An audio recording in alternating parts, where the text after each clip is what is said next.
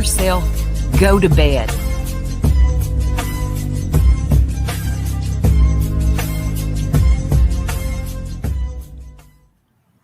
Pooh, I firmly believe that Ziggy has had Six Up's address for a long time.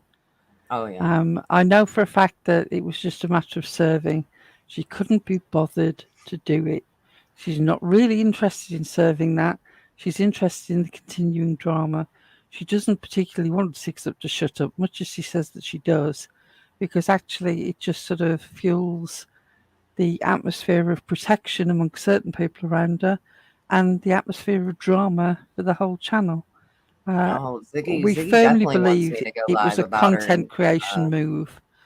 And what's embarrassing now is the very people who went to court to speak up for her but didn't actually have to give evidence are the very people now who would say that she's a destructive force herself as a channel. So I think that there would be a lot of embarrassment in her trying to serve this now. That's okay, Let's Flip face Flop. it, We're gonna take embarrassment What did care of she her. do? Before. Oh, she went live. What did she do? Oh my God, she went live today, guys. It's Jim's birthday today. Oh shit! She went live with a Under which account? Her main account. Ugh. It is a Jim-a-thon. She's asking, got her money. She's telling everybody how needed it is, of course. And she's just having the worst day, and now she's doing a reading on Jody Sue. Last I checked. I need a nap, y'all. These people. Oh my God. Holy hell. I seriously don't know how his kids keep their patience and how one of them hasn't turned up at the door and done her some serious harm. Because I swear to God, if it was my father who'd been dragged around like that and spoken about the way that she spoke about him before he passed, and then suddenly rehabilitation, it's Romeo and Juliet. Before he was mad, stalker, possessive. And then afterwards, it's Romeo and Juliet, the most significant relationship of my life.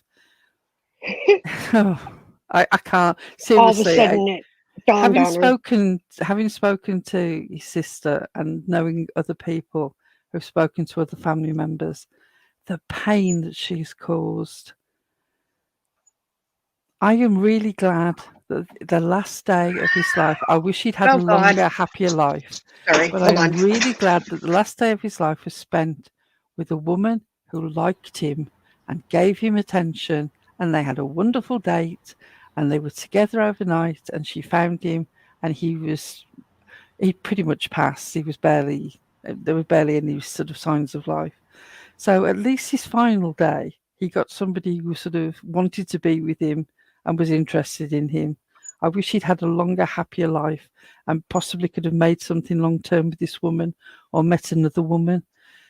People who were in his life constantly spoke about what a wonderful, giving person he was. And then to hear his sister say about him breaking down in tears in his mother's kitchen, talking about the fact that she was trying to get a protection order against him, and what that said about him and his reputation, he deserved better. And I barely know of him. Do you know what I mean? I had this huge picture of him as controlling and possessive and destructive, even while I was being told that he was still paying for things and he was still taking Caitlin out to get a drink every day and taking her for pedicures. We knew all this. And none of it sort of hung together properly before, but men can be controlling. We all know friends who've got partners who are a bit much. So it wasn't out of bounds that it could be true. But then to hear every other single person around him saying how funny he was and how kind he was, and you see all those pictures of people just laughing around him and smiling. You see the picture of his funeral. The crowd that there was and the buses stopping. And you just think,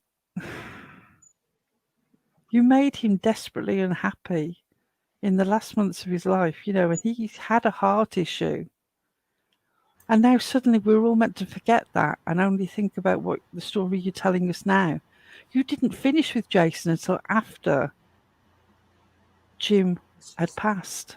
She's exploiting him just like she did the entirety of his life. And now he's gone. And she won't even let him rest now. But she wants everybody else not to mention him. Well, yeah. I'm sorry, but that I have it up on my channel, and I will never take it down.